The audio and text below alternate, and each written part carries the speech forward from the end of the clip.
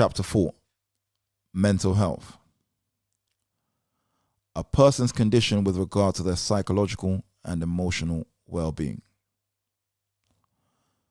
Mental health is the habit of the mind, the way in which a person has created and executes the habit of talking to themselves, how it makes them feel, and in turn how they see and treat themselves and everyone else.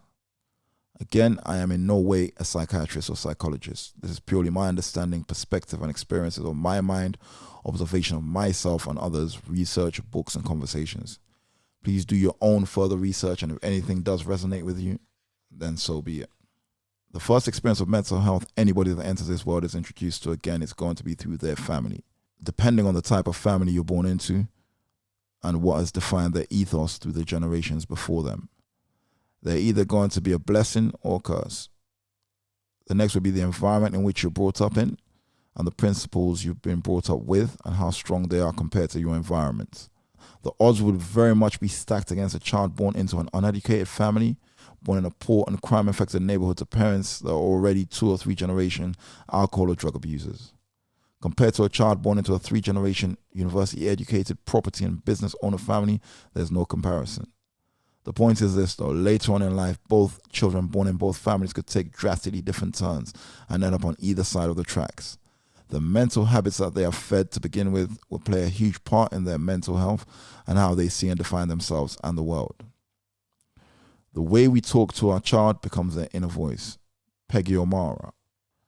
Mental health is exactly that, how a person sees and defines themselves, and that in turn will be how they define the world and everything in it.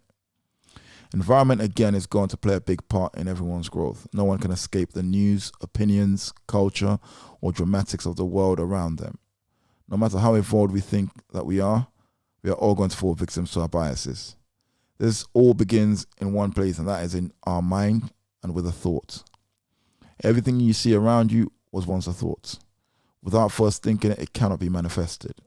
Just as some people go to the gym and train their bodies and look phenomenal on their social media posts and profiles, it is essential that you also train your mind. The body and the mind are one.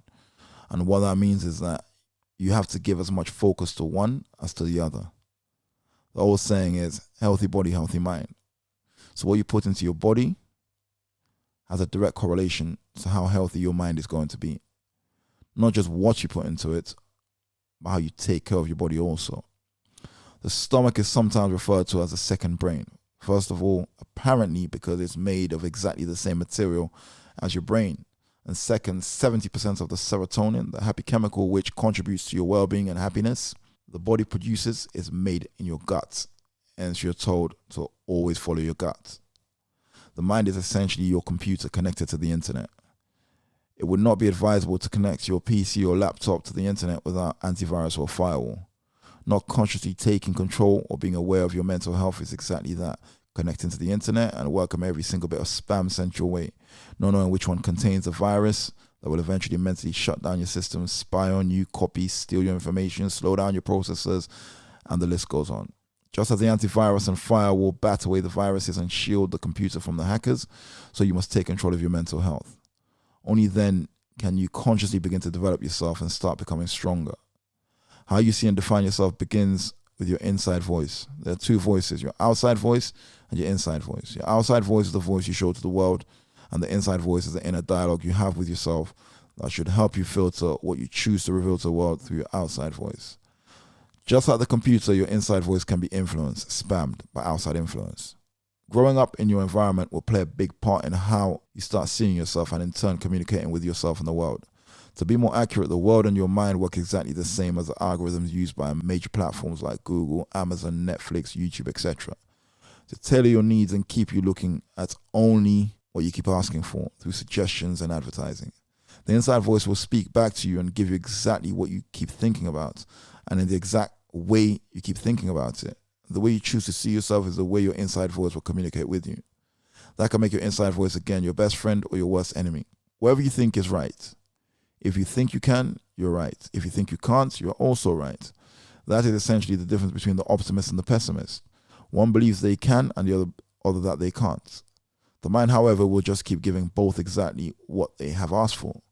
I'm a firm believer in habit, which makes me know that anything can be created or destroyed through conscious or subconscious habits or programming. Consciously creating or destroying thought habits would take serious commitment, patience, and discipline. You have to make the decision of the course of thought and action you would like to take, and the mind will follow. Your inside voice is your servant and protector, and because of this, it is its job to protect you by casting doubt on whatever new thoughts you choose, purely as a defense mechanism. It is, though, down to you to show a bit of commitment and discipline in order to override the doubt phase and command the mind to do your bidding. Remember, it is your servant and you are not its slave. The mind is also habitual and not a great fan of change. Once you have given your mind a process, it can then be difficult to convince it that the next course of action will be the best for you and it. Remember that the mind does not differentiate between good and bad or right and wrong. It will give you exactly what you ask for or will.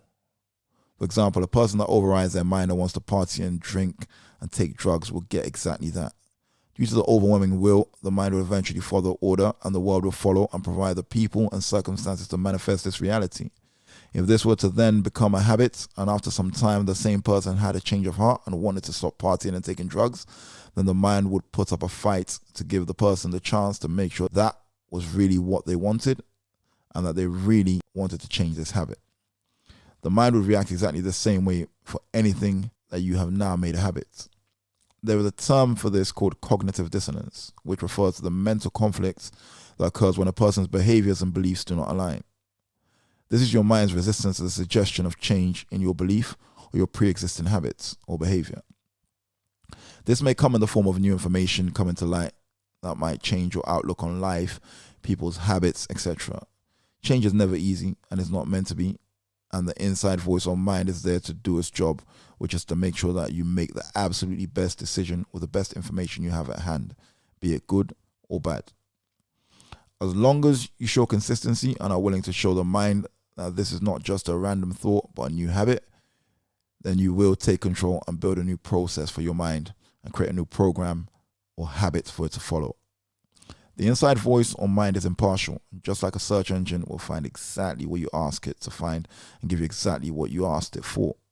It's however your job to make sure that your thought process and your information intake is healthy and positive. In that way, everything the mind does give back to you mentally and the world give back to you physically will also be of a positive and healthy nature. It works exactly the same for negative and unhealthy thoughts. It all starts in the mind, which will give back to you exactly what you choose to put into it, sending out algorithms into the ether, which will manifest the people, situations, and things to reflect exactly what you are vibrating at that given time. An unhealthy mind or poor mental health could be then a mind or computer with no antivirus, no firewall, that has one or multiple viruses in its system, slowing down its performance. Unable to filter what information it allows in, what information it allows out, or to pass through it. Never cleaned or rebooted. That's prayer, meditation, and reflection. This can be looked at as your life force, where you find yourself on your life bar I mentioned earlier. Depending on how much information overload you've experienced, how consciously aware you are of this, the environment in which you find yourself, and the quality of information you choose to take in and choose to act upon. In my opinion, the term mental health, which is what we call it nowadays, would be defined completely different in ancient times. They would call most of the negative connotations that we call mental health nowadays demonic or spiritual possession. I always like to look at history for answers and to always analyze history to try and decipher what's good for me and what has been manufactured by the powers that be for their own gains. There are people who would say that they have more than one inside voice, and there are psychological and spiritual terminologies for this, which I won't go into. People have also been known to be in conflict with these voices, some good, some bad, some tormenting their victims and apparently making them do things against their will.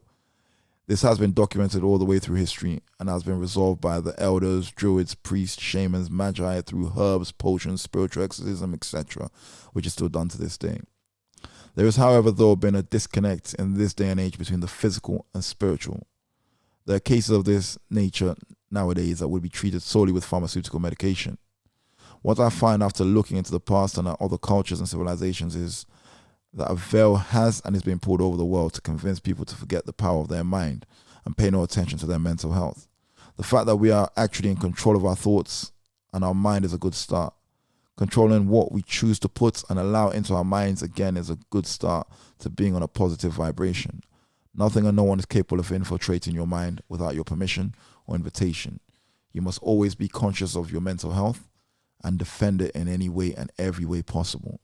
Do your own research and make up your own mind and decision on the direction you would like to take yourself in thought, word, and action.